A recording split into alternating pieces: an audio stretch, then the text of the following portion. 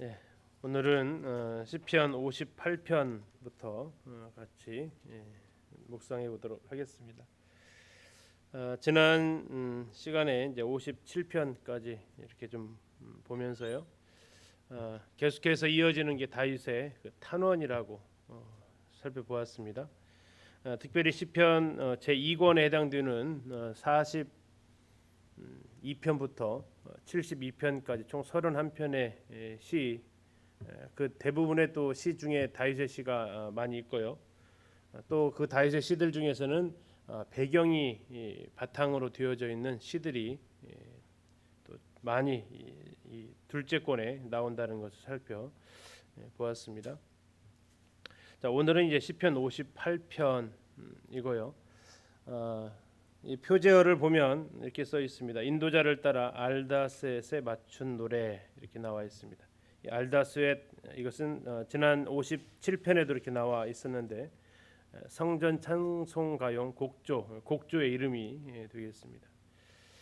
시편 58편을 읽으면서 이 시는 어떠한 가운데에서 쓰여졌고 또 우리가 어떨 때 읽으면 위로가 될까 이렇게 살펴봤을 때 요즘 같은 세상 읽으면 딱 좋겠다라는 생각을 좀 하게 됐습니다. 그래서 이제 제가 적어본 것은 불의한 세상을 보며 울분이 터질 때입니다. 특별히 정치판을 보고 또 이렇게 재판부 사법부에서 재판의 결과가 나오는 것을 볼 때 왜 저렇게밖에 못하는 거지 하는 저게 지금 정상일까 하는 그런 울분이 있을 때 그때 하나님 앞에 하나님이 좀 심판 좀 해주시면 좋겠습니다라는 이러한 모습을 생각할 때 이 시를 묵상할 수 있겠다 싶습니다. 1절부터 아주 시편 이 시인은 다윗은 강하게 어필을 합니다. 58편 1절 보시면 이렇게 시작을 해요. 통치자들아 너희가 정의를 말해야 하거늘 어찌 잠잠하냐. 인자들아 너희가 올바르게 판결해야 하거늘 어찌 잠잠하냐.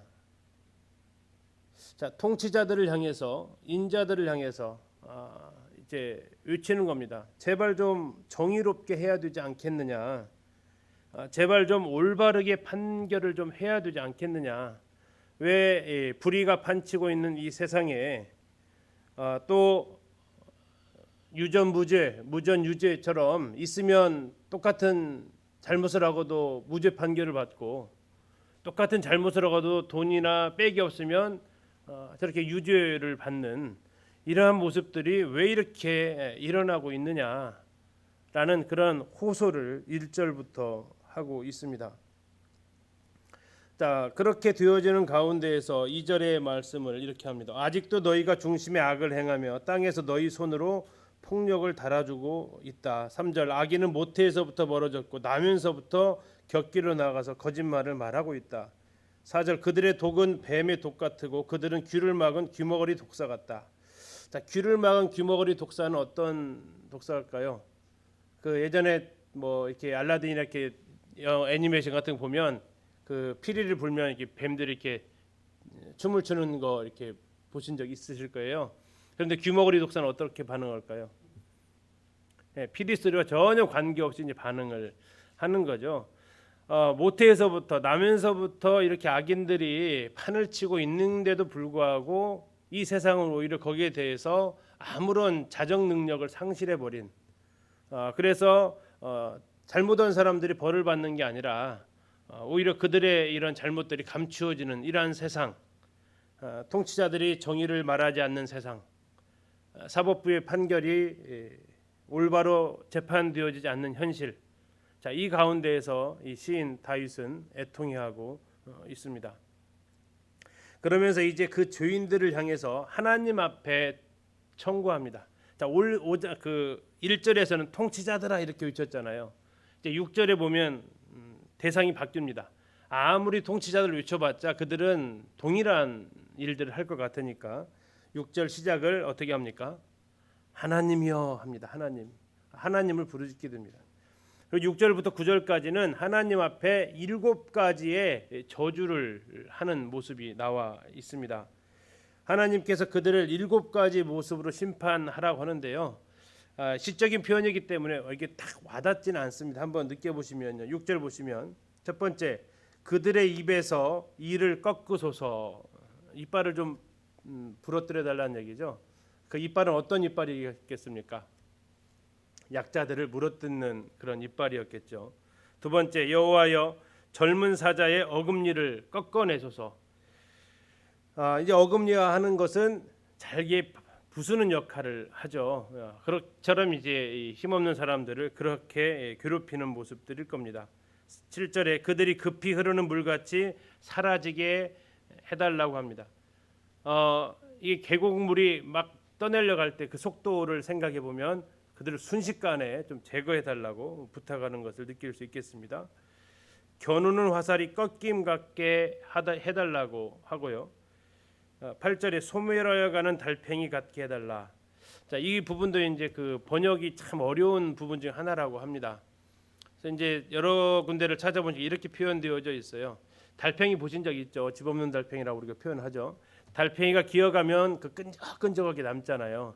자, 그것처럼 그 몸이 녹는 것으로 비유를 한 것 같아요. 이게 체액이 녹아가지고 끈적끈적하게 흔적을 남기는 것처럼 달팽이들을 그렇게 소멸해 달라고 하나님 앞에 간구를 하고 있습니다. 9절에 보니까 8절 끝에 보니까 만삭되지 못하여 출생한 아이가 햇빛을 보지 못함 같게. 9절에 가시나무 뿔이 가마를 뜨겁게 하기 전에 생나무든지 불 붙는 나무든지 강한 바람에 휩쓸려 가게 하소서라고 간구합니다. 다시 말하면 통치자들이 인자들이 판관들이 제대로 통치하지 못하고 재판을 굽게 하니까 하나님이 좀 통치해 주십시오. 불의한 세상을 하나님이 좀 정화시켜 주십시오라고 부르짖고 있습니다. 자, 그래서 이제 10절에 보시면 의인이 악인의 보복당함을 보고 기뻐한다라고 되어져 있습니다. 자, 이건 조금 신약에서의 생각과는 좀 다른 표현이죠. 악인이 심판받는 거 보고 기뻐합니까? 아니면 기도해 줘야 됩니까? 신약에서는 이걸 기도하라고 합니다. 근데 이것을 악인 심판받는 모습을 보고 기뻐하라는 차원보다는 드디어 이제 하나님이 정의대로 심판을 하셨구나라는 것을 보면서 기뻐하라는 겁니다. 그냥 악인이 벌받는 고통당하는 모습을 보고 박수치면서 좋아하라는 뜻이 아니라 드디어 하나님이 이제 판결을 올바르게 하시고 있구나. 하나님의 공의로운 판결이 시행되었구나. 그걸 통해서 기뻐하는 모습이 이제 의인의 모습이다라고 볼 수 있겠습니다. 그래서 11절에 이야기합니다. 사람의 말이 진실로 의인에게는 갚음이 있겠다. 지금 당장 억울하고 참 피해를 보고 하더라도 하나님께서 그거 갚아주신다. 진실로 땅에서 심판하시는 하나님이 계시다. 하나님이 살아계시다라는 것을 보여달라고 알게 해달라고 이렇게 58편은 마무리하고 있습니다.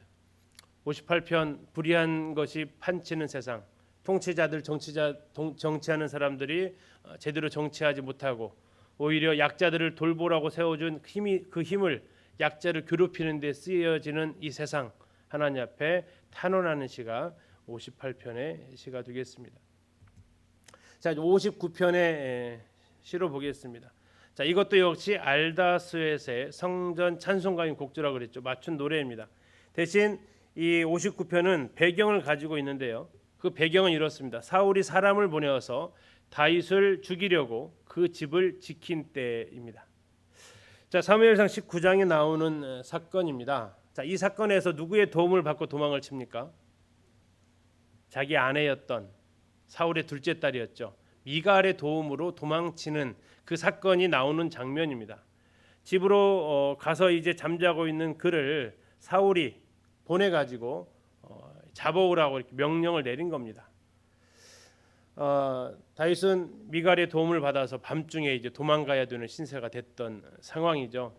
그러면서 이제 지어진 시가 바로 59편이 되겠습니다. 자, 그러면 어떠한 상황에 어떠한 사람에게 이 시편 59편은 위로가 될까요? 이렇게 목사님 적어 보니까 잘못한 것이 없는데 다윗이 사울한테 죽을 죄를 지은 적이 없잖아요. 잘못한 게 없는데 누군가 나를 공격할 음모를 꾸민다. 이런 것을 알게 되었을 때, 신약에 보면 사도 바울이 이런 음모에 이제 바울을 죽이기 전에는 내가 먹지도 마시지도 않겠다고 했던 그 암살단이 있었습니다. 자, 그런 사람들처럼 나를 음해하려는, 나를 공격하라는, 이거 모르면 괜찮은데 이 사실을 알고 있어요. 그리고 나를 지금 해하려는 사람들이 어떤 계략을 꾸미고 있다는 것도 알고 있을 때 내가 이때 하나님 앞에 어떻게 나아가야 하는가 하는 시가 되겠습니다. 자, 문제의 근원은 뭡니까? 4절을 잠시 보면요. 자, 내가 허물이 없으나 이렇게 얘기합니다. 하나님, 내가 지금 잘못이 없음에도 불구하고 그 상황은 어떻습니까? 그들이 달려와서 스스로 준비합니다. 뭘 준비했을까요? 그들이 뭘 준비했을까요? 스스로 준비했다고 하잖아요. 3절에 나와 있어요. 뭘 준비했냐면 나의 생명을 해하려고, 다시 말하면 내 생명을 죽이려고 지금 준비하고 있다라는 거예요.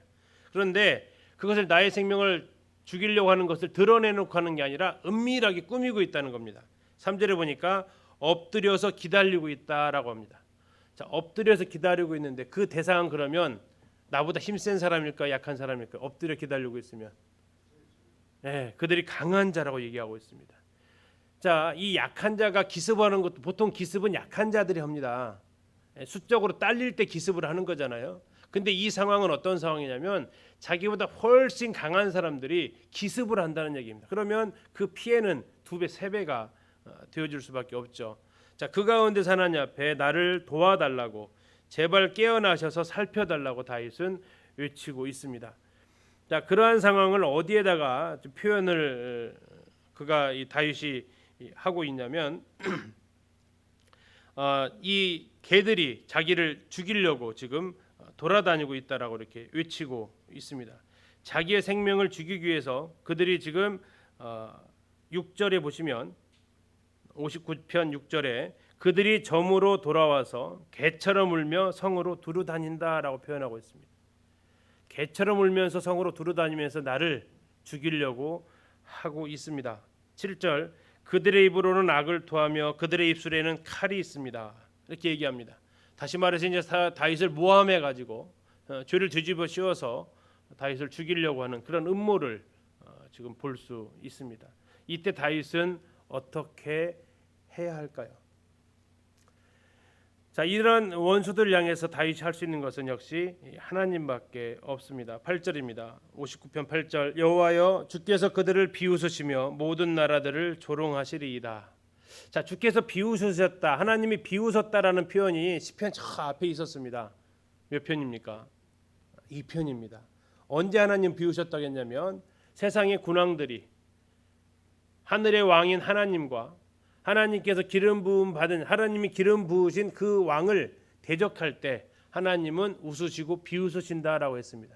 이 다윗은 지금 그 중에 누구에 해당됩니까? 하나님께서 기름 부으신 메시아입니다. 자, 그를 향해서 대적할 때에 하나님은 비웃으신다고 했는데 다윗이 지금 그것을 보고 있습니다. 여호와여 주께서 그들을 비웃으십니다라고 얘기하고 있습니다. 자, 그들을 향해서는 비웃으시는 그 하나님이 자신을 향해서는 어떻게 하고 있느냐? 9절 하나님은 나의 요새이시니 그의 힘으로 말미암아 내가 주를 바라리이다. 나의 하나님이 그의 인자하심으로 나를 영접하시며 나의 하나님이 나의 원수가 보응받는 것을 내가 보게 하실 겁니다라고 외치고 있습니다. 자, 하나님은 나를 대적하는 자들은 비웃으실 거고 나는 하나님께서 보호해 주실 것입니다라고 다윗은 믿음의 눈으로 이것을 보고 있습니다. 근데 이상한 기도를 다윗이 합니다. 11절에 이렇게 얘기해요. 그들을 뭐 하지 말라고 합니까? 그들을 죽이지 말래요. 왜 죽이지 말라고 할까요? 불쌍해서요? 아니에요. 불쌍해서 죽이지 말라는 게 아니라 나의 백성이 잊을까 하나이다. 다시 말하면 죽여가지고 한 번에 끝내는 게 아니라 하나님께서 그들을 살려두셔가지고 계속해서 하나님의 기름 부으신 자를 대적하는 것에 대해서 하나님이 어떻게 갚아주시는지를 그들로 말미암아 보게 해달라는 겁니다. 그래서 다윗은 지금 그렇게 기도를 하고 있습니다. 그리고 이제 그는 하나님께서 승리를 주신 것을 노래를 하고 있습니다. 자, 14절 다시 한번 보세요. 59편 14절 아까하고 비교를 한번 해보시면 그들에게 점으로 돌아와서 개처럼 울며 성으로 두루 다니게 하소서. 그들은 먹을 것을 찾아 유리하다가 배부름을 얻지 못하면 밤을 새울 겁니다.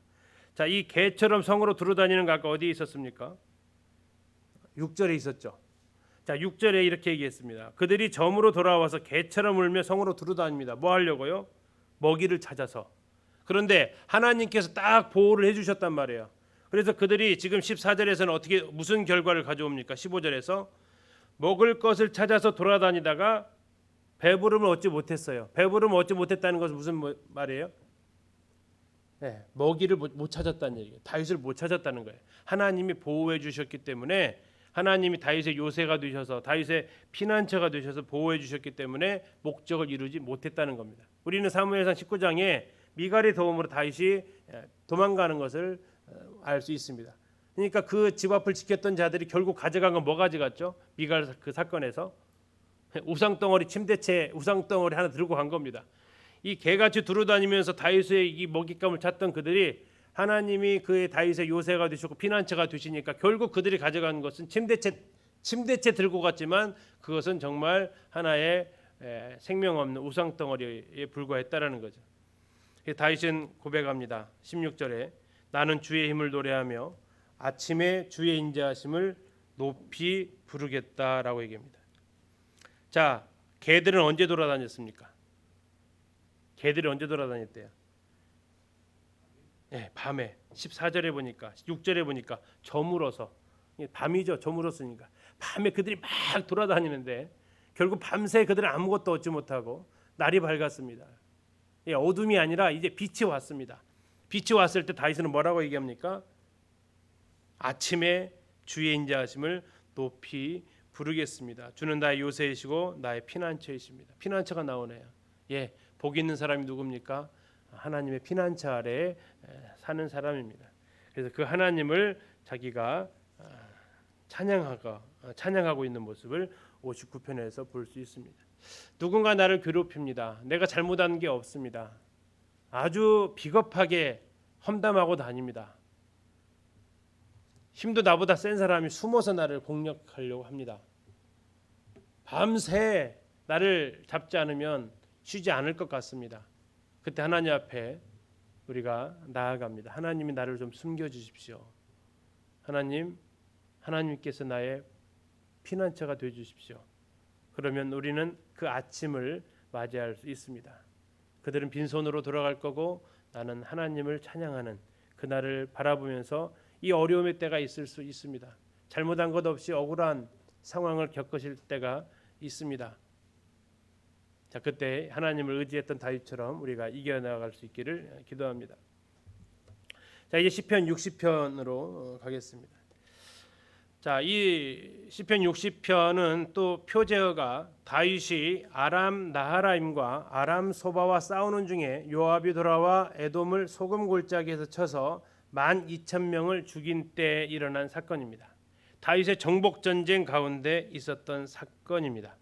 이 다윗의 정복 전쟁 중에서 암몬과 그 아람 나라들의 연합군이 있었습니다. 자, 그런 연합군과의 싸움에서 한 번 늘 승리한 게 아니라 한 번 힘으로 밀렸던 적이 있었던 것 같습니다. 다윗의 군대가 그 연합군의 힘에 의해서 패전을 한 것 같습니다. 그래서 다윗은 굉장히 지금 당황해하고 있는 가운데 있습니다. 이 전쟁을 통해서 하나님 늘 승리하던 그가 이제 졌다라는 패전 소식을 들으니까 참 그가 어렵게 되었습니다. 60편 1절에 이렇게 얘기합니다. 하나님이여 주께서 우리를 어떻게 하셨다고 합니까? 버려서 흩으셨고 분노하셨다라고 얘기합니다. 예, 지금 이 전쟁 가운데에서 버려서 흩었고 분노했다는 얘기는 뭡니까? 진 거예요. 전쟁하는 데에서. 전쟁에서 지면 어떤 일이 벌어지냐면 목숨이 왔다 갔다 하는 상황이 일어나는 겁니다. 목숨이 위태한 가운데 되었습니다. 자, 그 상황을 이렇게 표현하고 있습니다. 3절 주께서 주의 백성에게 어려움을 보이시고 비틀거리게 하는 포도주를 우리에게 마시게 하셨나이다. 굉장히 혼란스러웠던 모습을 보여주고 있습니다. 10절은 이렇게 얘기하네요. 10절로 가보시면요. 하나님이여 주께서 우리를 버리지 아니하셨나이까. 하나님이여 주께서 우리 군대와 함께 나아가지 아니하시나이다. 하나님께서 우리 군대와 함께 나아가지 않았다. 그러면 이 군대가 어떻게 됐겠어요? 패전하는 거죠. 이 에돔과 아람 연합군과 싸움에서 하나님께서 함께하지 않고 우리를 버려버리셨다. 군대는 나갔는데 하나님은 진군을 안 하신 상황. 자, 그러면서 그들은 정말 하나님 앞에 이제 부르짖을 수밖에 없는 상황이 되었습니다. 자, 그런 가운데서 이제 하나님 앞에 부르짖는 겁니다. 60편 1절 다시 마지막에 뭐라고 부르짖고 있습니까? 우리를 회복시키소서, 이렇게 부르짖고 있습니다. 우리를 회복시키소서. 5절은 또 이렇게 부르짖고 있습니다. 하나님 앞에 주께서 사랑하시는 자를 건지시기 위하여 주의 오른손으로 구원하시고 응답하소서. 하나님 이제 구원해 주시고 응답해 주소서라고 부르짖고 있습니다. 그러면서 여러 나라들, 여러 도시들을 쭉 6절부터 이야기를 합니다. 세겜, 숫곳, 길르앗, 므낫세, 에브라임. 다시 말하면 이거 전부 다 주님의 것입니다. 그리고 이 주님의 것, 특별히 이 견고한 성이 있는데 9절입니다. 누가 나를 이끌어 견고한 성에 들이며 누가 나를 에돔에 인도할까? 이 견고한 성은 이 평행 대꾸로 보면 에돔을 가리키고 있습니다. 자, 지금 이 표제에 의해서 말하고 있는데 무슨 얘기냐면 에돔을 소금 골짜기에서 쳤다라는 기록이에요. 그러니까 하나님께서 지금 이 상황을 지금 견고한 성 에돔에 누가 나를 인도하겠습니까? 라고 부르짖는 거죠. 누가 가겠습니까? 하나님께서 가셔야 됩니다라는 거죠. 그래서 하나님께 11절 이렇게 기도합니다. 우리를 도와 대적을 치게 하소서. 사람의 구원은 헛됨이니이다. 우리가 하나님을 의지하고 용감하게 행하리니 그는 우리의 대적을 밟으실 이심이로다. 자, 이제 이 에돔과의 초기 싸움에서는 졌습니다.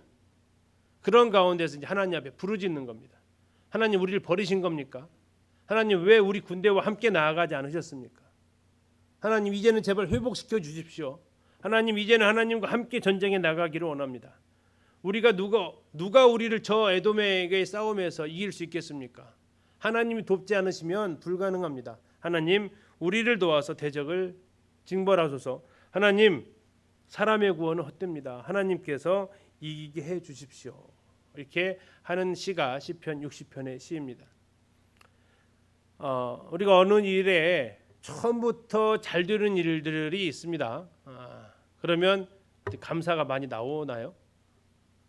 처음부터 뭐가 잘 되면은요, 내가 잘해서 된 것처럼 이렇게 되어질 때도 있습니다. 그러나 처음에 스타트가 왠지 잘 안 되면요, 더 이제 하나님 앞에 무릎 꿇을 수밖에 없는 상황이 이루어지는 거죠. 지금 그 상황이 60편의 상황입니다. 하는 일이 제대로 안 돌아가는 거죠. 일이 자꾸 꼬이는 겁니다. 하나님이 곁에 안 계시는 거예요. 우리가 임마누엘 인사하는데 임마누엘이 안 느껴지는 겁니다. 하나님 우리와 함께 하시는 게 체험되지 않는 거예요.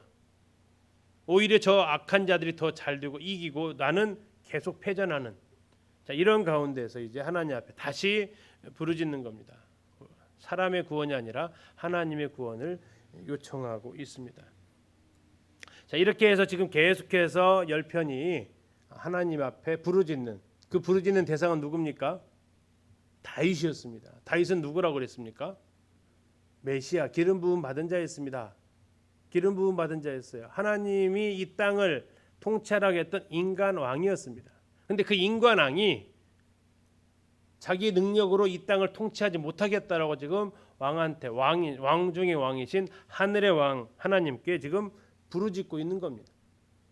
하나님께서 좀 해결해 달라고. 그래서 이 시편의 전체적인 흐름이 그렇다고 그랬죠. 하나님께서 이 땅을 인간 왕에게 기름 부음으로써 통치하게 하셨지만, 그러나 인간 왕은 그 일을 실패하게 되고 그 인간 왕이 하나님 앞에 이제 부르짖으면서 하나님이 통치해 달라고.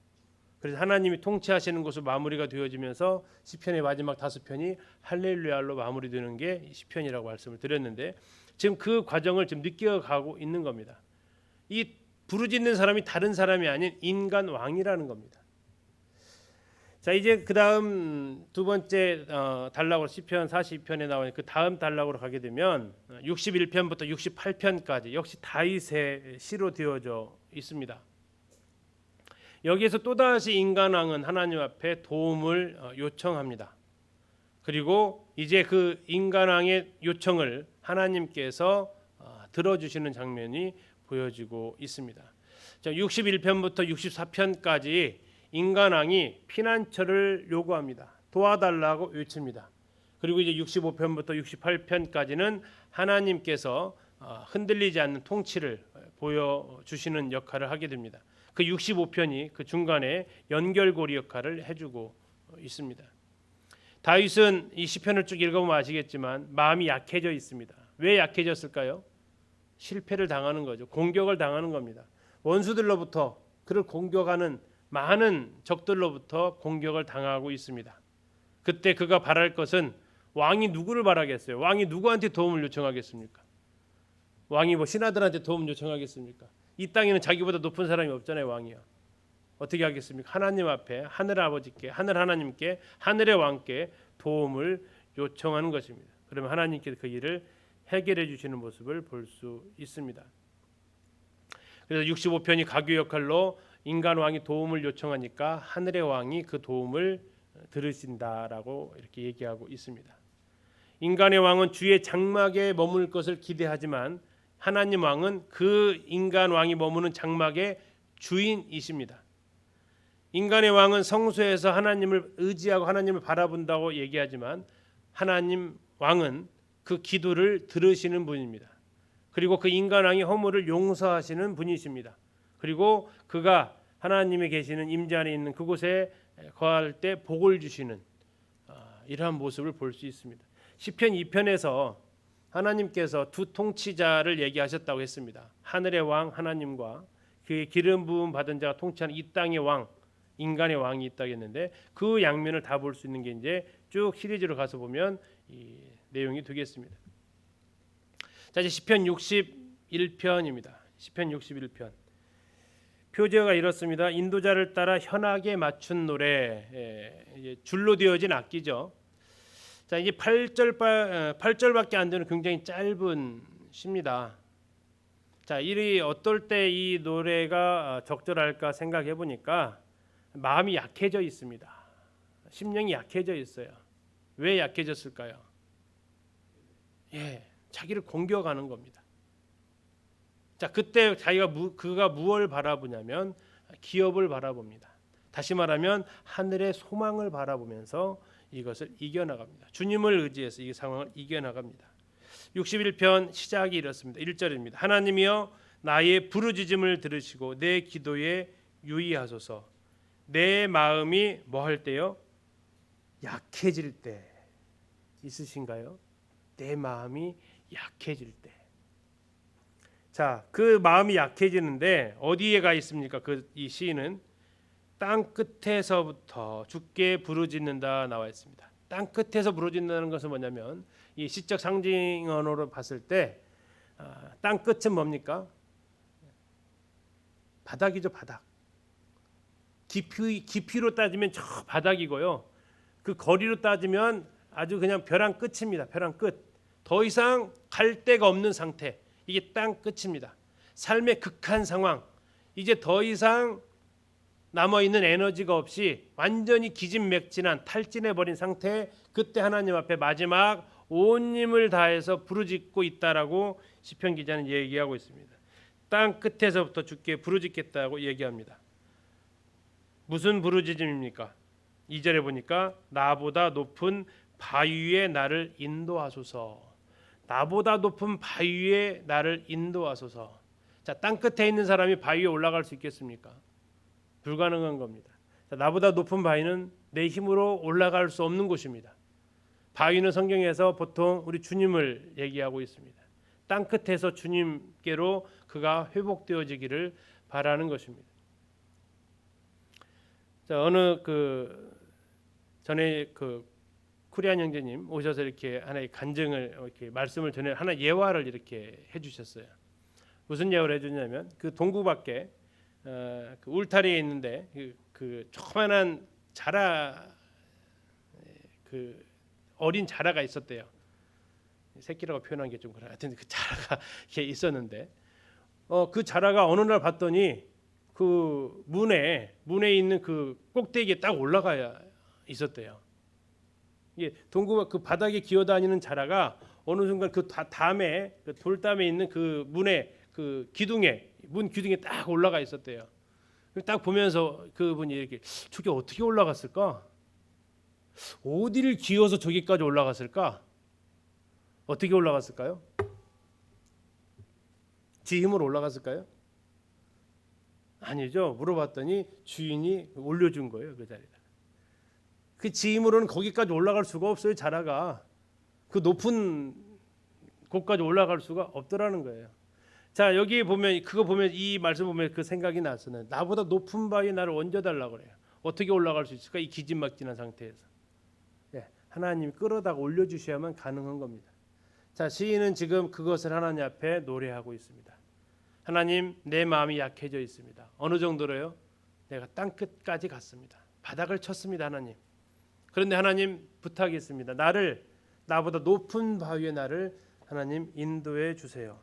3절, 주는 나의 피난처시고 원수를 피하는 견고한 망대이십니다. 잠언 18장에서 여호와 이름은 견고한 망대라고 했습니다. 그가 이제 하나님을 바라는 겁니다. 하나님의 날개 아래로 그가 피하겠다고 이야기합니다. 시편에 자주 나오는 단어 피한다, 피난처 나오죠. 하나님이 나의 유일한 피난처라고 주님의 날개 아래에서 나는 피하겠다라고 얘기를 하고 있습니다. 자, 5절부터는 이제 하나님의 주시는 그 기업을 찬양하는데요. 이 사람이 2절에서 기도했던 게 응답이 됩니다. 5절 보세요. 주 하나님이여, 주께서 나의 서원을 들으시고 주의 이름을 경외하는 자가 얻을 기업을 내게 주셨나이다. 예, 그가 바라본 건 주님의 이름을 경외하는 자가 얻을, 주님의 이름을 경외하는 자에게 주시는 하나님의 기업을 자기가 받았다라고, 에너지를, 힘을 받았다라고 그가 이야기하고 있습니다. 골로새서 1장 12절에서는 성도의 기업을 얘기하고 있습니다. 우리가 기업을 얻을 소망을 가지고 있으면 이 땅에서의 그 마음이 약해질 때에 이겨낼 수 있는 힘을 받을 수 있습니다. 그러면서 그는 이제 다윗은 그 초점이 자기가 아닌 하늘 왕을 바라보고 있습니다. 7절 보시면 이렇게 표현합니다. 그가 영원히 하나님 앞에서 거주하리니 인자와 진리를 예비하사 그를 보호하소서. 자, 여기 그가 누굴 거예요? 그. 이건 자기를 얘기하고 있지 않습니다. 지금 그는 6절부터 주께서 왕에게 장수하게 하사 그의 나이가 여러 대에 미치게 하시리이다. 이 다윗은 여러 대에 걸쳐서 왕으로 통치할 수 없는 사람입니다. 인간 생명이기 때문에 그렇습니다. 여기에서 6절 7절에서 바라보고 있는 그라는 단어는 다윗 자신이 아닌 하나님께서 앞으로 보내실 메시아 우리 주님을 바라보게 하고 있습니다. 그래서 8절에서 그렇게 하시면 내가 주님의 이름을 영원히 찬양하겠습니다라고 얘기합니다. 1절 4절에서 그는 나보다 높은 바위를 하나님 앞에 요청했고, 이제 5에서 8절에서는 그 메시아를 바라보고 있습니다. 내 마음이 약해질 때, 내 마음이 땅끝으로 자꾸 내려갈 때, 그 나를 나보다 높은 바위에 이끌어 올리실 수 있는 분, 그 하나님을 바라는 것이 우리가 그 핍박으로 내 마음이 약해질 때를 이겨낼 수 있는 힘이 된다고 다윗은 고백을 하고 있습니다. 우리 성도님들 마음이 약해지는 그 날들이 있습니다. 부르짖고 기도해도 하나님이 듣지 않으시는 듯한 그러한 상황 가운데 들어갈 날이 있다라는 겁니다. 그때 우리가 바라볼 것은 주님이 우리에게 주시는 그 기업 소망을 바라볼 수 있습니다. 시편 62편으로 가서 보시면 굉장히 이제 시편 중에서 많이 알려진 시가 되겠습니다. 많이 알려진 시입니다.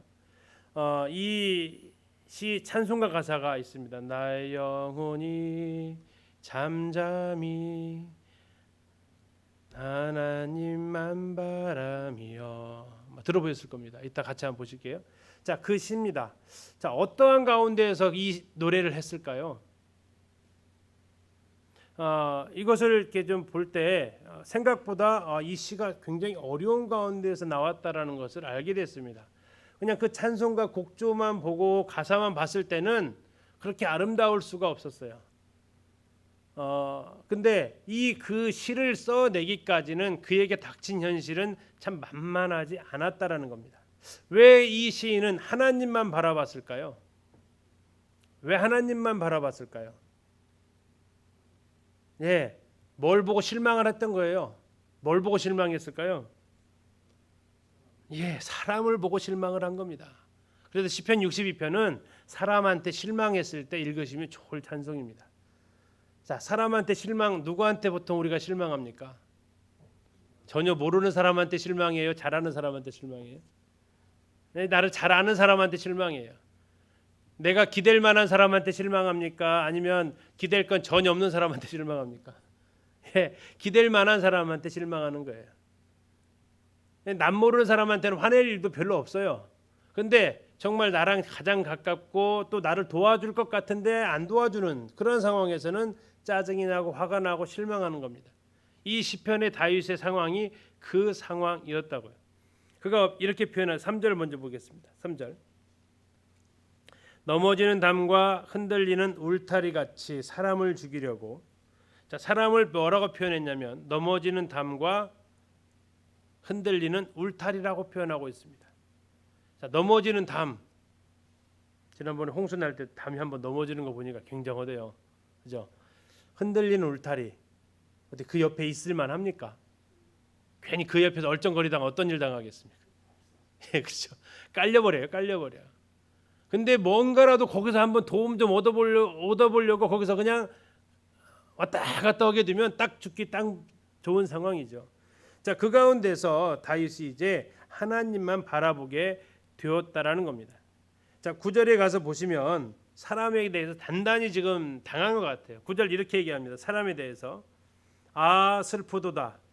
사람은 입김이며 인생도 속임수니 저울에 달면 그들은 입김보다 가벼우리로다. 아멘이십니까? 아 슬프다. 왜 슬퍼요? 뭔가 기대를 했기 때문에 슬픈 겁니다. 기대를 안 했다면요, 슬플 일이 없어요. 사람을 뭐라고 표현합니까? 사람은 입김이래요. 뒤에는 더 나아가서 입김보다 더 가볍다. 입김도 비싸다. 입김도 더 가볍다. 또 인생은 뭐라고요? 인생은 속임수다.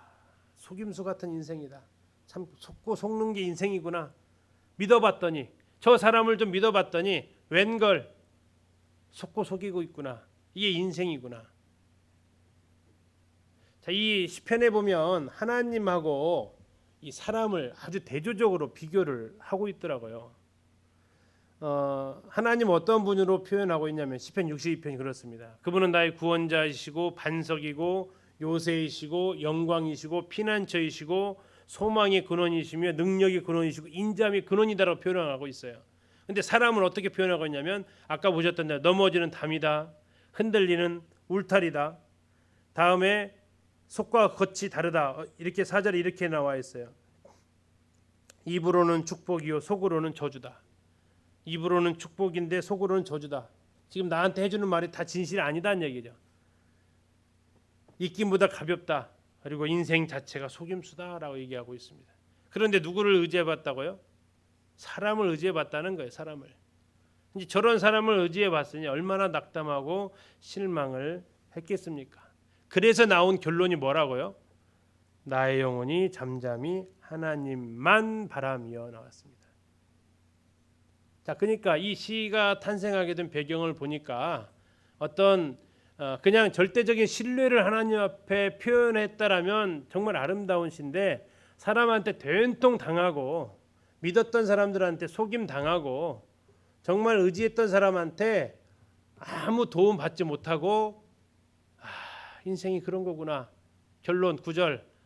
뭐라고요? 9절에 뭐라고 했어요? 슬프다. 슬프다. 예, 시편 62편 찬양이 슬퍼서 나온 찬양이에요. 그래, 그러면서 그러나 놀라운 것은 그 뭐가 있습니까? 그런 가운데서 이제 자기가 하나님만 바라보겠다라는 겁니다. 8절 보시면 이렇게 고백합니다.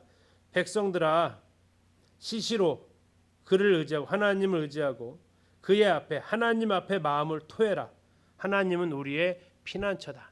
사람한테 마음 토하지 말아라 얘기합니다.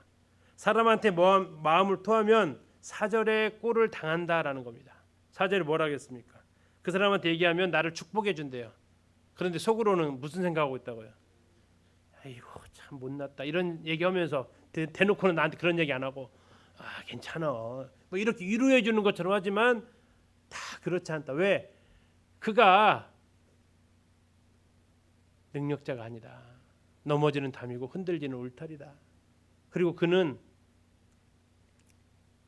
입김보다 가벼운 거다.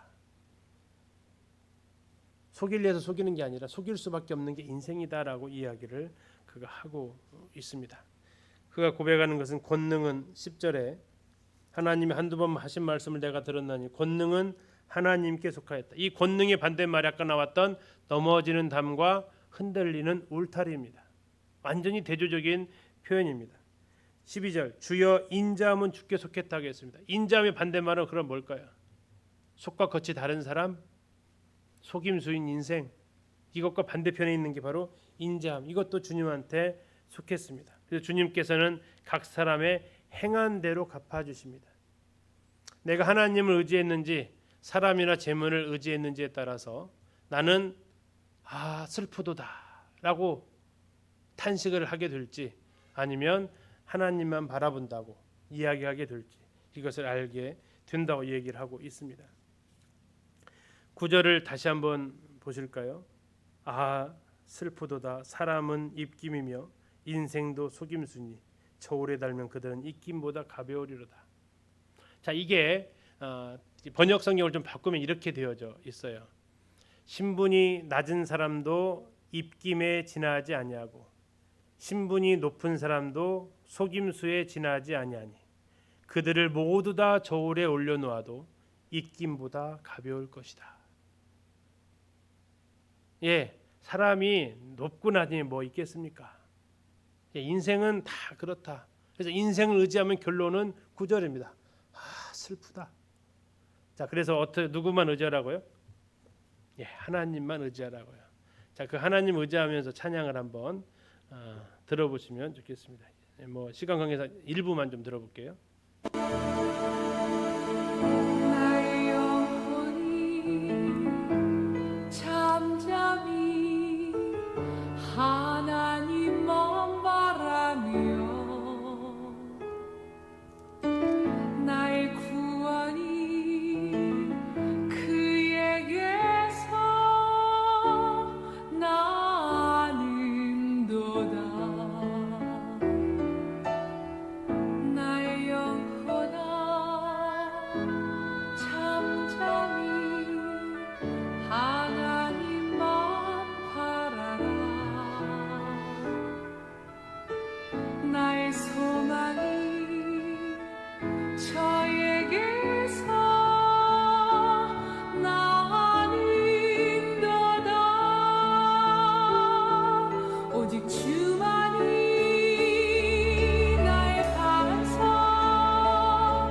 나의 구원이시니 오직 주만이 나의 산성 내가 요동치 아니하리.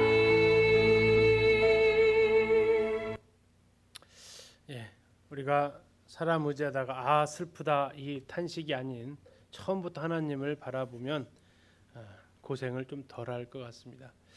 63편으로 가겠습니다. 63편의 표제어는 유다 광야에 있을 때입니다. 다윗이 유대의 광야에 있을 때가 언제일까요? 뭐 두 가지입니다. 왕이 되기 전하고 왕이 된 후입니다. 근데 많은 학자들은 이것을 왕이 된 이후로 봅니다. 왕이 된 이후에 광야에 있을 때는 언제였냐면 아들 압살롬한테 쫓겨갈 때입니다. 아들 압살롬에 의해서 예루살렘 왕궁을 빼앗기고 이제 요단강을 앞에 두고 건너가는 그런 상황 가운데 지은 시로 이렇게 이해되어지고 있습니다. 자, 유대 광야 이제 가보신 분들은 느낌이 옵니다. 광야가 어떠한 곳인지 느껴보시고 싶으신 분 한번 꼭 가보시면 좋겠습니다. 정말 아무것도 없는 바랄 것 의지할 것 아무것도 없는 곳이 광야입니다. 황폐한 땅입니다. 그늘도 없습니다. 도움을 요청해도 메아리도 들리지 않는 곳 광야입니다. 자, 그런 가운데에서도 이 다윗은 황폐한 땅 유대 광야에서도 하나님을 찬양하고 있습니다. 자, 광야에 있다라는 것을 아주 절절하게 표현하고 있는 것이 1절입니다. 시편 63편 1절. 다윗은 이렇게 고백하네요. 하나님이여 주는 나의 하나님이시라. 내가 간절히 주를 찾되 물이 없어 마르고 황폐한 땅에서 내 영혼이 주를 갈망하며 내 육체가 주를 앙모하나이다. 자, 광야를 뭐라고 표현했냐면 물이 없어 마르고 황폐한 땅입니다. 물이 없어 마르고 황폐한 땅 광야. 이곳에서 그는 하나님을 찾고 있다고 했습니다. 42편은 생각나게 하죠. 사슴이 시냇물을 찾기에 갈급함 같이. 자, 갈급하다라는 것을 그때 다른 번호로 헐떡인다라고 했습니다. 그처럼 지금 다윗은 하나님을 간절하게 찾고 있습니다. 자, 근데 놀라운 것은 그가 광야에서 3절의 고백을 할 수 있었다라는 겁니다. 3절이 뭐라고 고백하냐면 주의 인자하심이 생명보다 나음으로 내 입술이 주를 찬양할 것이라. 이러므로 나의 평생의 주를 송축하며 주의 이름으로 말미암아 나의 손을 들리이다. 자, 이 고백을 어디서 할 만한 고백입니까? 이 고백이 3절과 4절의 고백이요. 광야예요, 초장이에요. 이 정도면 초장이잖아요. 안 그렇습니까? 주님의 인자하심을 경험할 수 있는 것이 초장이죠. 내 입술이 주님을 찬양한데 평생 주님을 찬양한대요. 주의 이름으로 말하면 내 손을 들어서 하나님을 찬양할 수 있는 곳 광야 아니잖아요. 근데 다윗이 놀라운 것은 그가 광야에 있을 때 이 찬양을 하나님 앞에 불렀다는 겁니다. 도대체 뭐가 그렇게 좋았을까요? 광야가 그는 뭐가 그렇게 마음이 들었을까요? 자, 그는 이렇게 이야기합니다. 6절. 내가 나의 침상에서 주를 기억하며 새벽에 주의 말씀을 작은 소리로 읊조릴 때에 하겠습니다. 뭘 하겠다고 하냐면 5절에 주를 찬송한대요. 주님을 어느 성에 찬송했냐면 침상에서 주님을 기억할 때, 새벽에 주님의 말씀을 작은 소리로 읊조릴 때. 자, 여기에 나와 있는 말씀을 작은 소리로 읊조린다. 이걸 두 글자로 뭐라고요? 이 묵상이에요. 묵상. 하나님의 말씀을 묵상할 때에 그는 찬양할 수 있었다라는 겁니다. 지금 그는 광야에 나와 있습니다. 그리고 그는 잠자기 전에 침상에서 주님을 기억했다고 말하고 있습니다. 그리고 그 새벽에 일찍 일어나서 하나님의 말씀을 묵상했다라고 얘기하고 있습니다. 그랬더니 어디에서도 찬양할 수 있다고요? 광야에서도 찬양할 수 있더라는 겁니다. 이걸 뒤집으면 어떻게 되냐면요. 초장에서도, 푸른 초장에서도 침상에서 주님을 기억하지 않고 주의 말씀을 묵상하지 아니하면 찬양은 고사하고 뭐 할까요? 불평과 원망을 하게 된다라는 것입니다. 다윗은 상황이 그를 좌우지우지하지 않았습니다. 상황에 의해서 그가 하나님을 찬양하고 하나님께 원망하고 하는 신앙이 아니었다라는 겁니다. 다윗이 이 찬양을 올려드렸던 장소는 광야였습니다. 어떻게 그게 가능했습니까? 그가 침상에서 주님을 기억하고 하나님의 말씀을 묵상했습니다. 그랬더니 광야에서도 황폐한 땅에서도 하나님을 찬양할 수 있었다라는 것입니다. 자, 이제 다윗은 이렇게 9절에서 이야기를 합니다. 나의 영혼을 찾아 멸하려 하는 그들은 땅 깊은 곳에 들어가며 칼의 세력에 넘겨져 승냥이의 먹이가 되리이다. 비록 내가 광야에 있지만 나는 하나님의 보호하심 가운데 있다. 그리고 나를 찾으려는 자들이 도리어 하나님의 심판을 당할 것이다. 11절. 왕은 하나님을 즐거워하리니. 이 왕은 어떤 왕입니까? 인간 왕입니다. 하나님은요, 하늘의 왕이십니다. 인간 왕이 하늘의 왕을 즐거워하겠다고 그가 고백하고 있습니다. 주께 맹세한 자마다 자랑할 것이나 거짓말하는 자는 입을 막을 거다라고 얘기하시면서 다윗은 황폐한 땅 광야에서도 하나님을 찬양할 수 있었고 그 원동력은 무엇이었냐면 잠자기 전에 침상에서 주님을 기억함으로 잠에서 깨어나서 주님의 말씀을 묵상함으로 그가 광야 황폐한 땅에서도 하나님을 찬양할 수 있었다라고 얘기합니다. 그리고 그 표현을 5절에서 이렇게 하네요. 5절 보세요. 골수와 기름진 것을 먹음과 같이 나의 영혼이 어떻다고요? 만족하대요. 광야에서 이게 말이 나오지 않는 말이에요. 광야는 이런 것 자체가 없어요. 그럼에도 불구하고 그가 이렇게 고백할 수 있었던 것이 바로 상황에 의해서 환경에 의해서 좌우되는 믿음이 아닌 주님을 기억함으로 주님의 말씀을 묵상함으로 이루어지는 것이라는 겁니다. 그러면서 그가 기억하는 것이 주의 인자하심이 생명보다 낫습니다. 그래서 지어진 찬양이 있습니다. 하나님이시여. 자, 이 찬송도 같이 한번 잠깐 들어보시겠습니다. 그리고 잠깐 쉬겠습니다.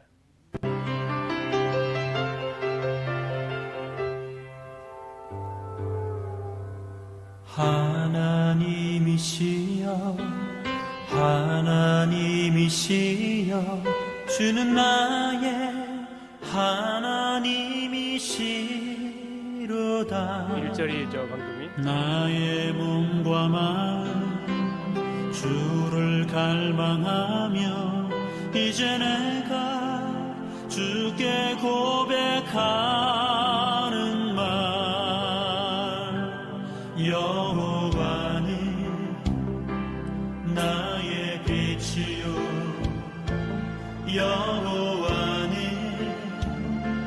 나의 구원이시니 내가 누구를 두려워하리요 여호와는 생명의 피난처시니 3절입니다. 주의 인자가 생명보다 나으로 내 입술이 여호와를 찬양하리 내 평생에 주를 찬양하며 주의 이름으로 내 손 들리라.